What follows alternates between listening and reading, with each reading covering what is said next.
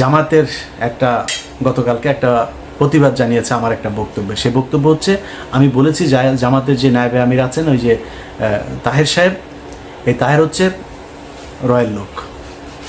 এটা বলার পরে তারা বিবৃতি প্রতিবাদ জানিয়েছে আমার এই বক্তব্যের। আমি এটাকে খুব পজিটিভলি নিয়েছি, কারণ জামাত একটা সংগঠন, তাদের সাংগঠনিক একটা পদক্ষেপ থাকবে, এটা কোনো ব্যাপার না। আমি ওনাদের ওই ফেসবুক পেজেও জামাত ইসলামের যে পেজ আছে সেখানে গিয়ে জামাতের লোকজনেরও বক্তব্য দেখেছি, কমেন্ট দেখেছি, আমার কাছে খারাপ লাগে নাই। ওনারা মানে খুবই বন্ধুসুলভ আচরণ করেছেন। তবে জামাতের কাছে আমার অনুরোধ থাকবে, যে অভিযোগটা আমি শুনেছি এটা তো আমার নিজের বানানো না, এটা আপনাদের ভেতর থেকে আমাকে জানিয়েছে।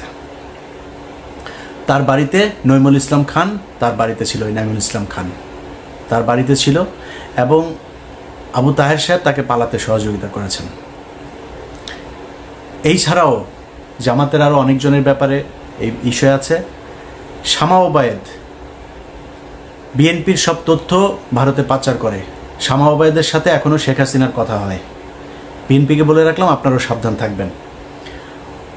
আমি যদি নাকি কোনো কথা বলি, ওই কথা বিএনপি বা জামায়াতের ক্ষতি করার জন্য না। জামাত ইসলাম যেটা করেছে, বিবৃতি দিয়েছে, কোনো সমস্যা নেই। আমি আমার কথা বলেছি, আমার এটা রেসপেক্ট রেখে বলছি।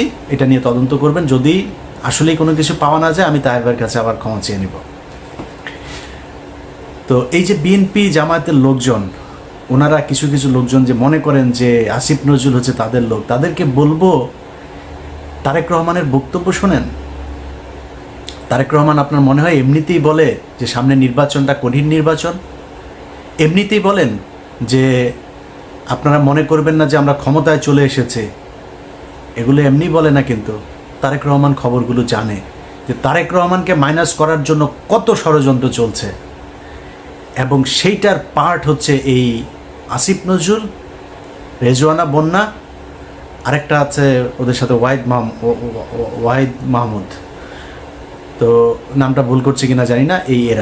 এই গং গত সপ্তাহে এই ডক্টর মোহাম্মদ ইউনুস তিনি বলেছেন যে 25-এর মাঝামাঝি বা শেষের দিকে আমরা একটা নির্বাচনের দিকে করি।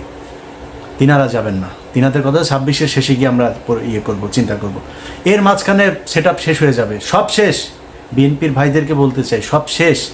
দুদকের একজন চেয়ারম্যান আপনাদের দলের ক্যান্ডিডেট ছিল, সে বিএনপি করে না, খুব সৎ মানুষ।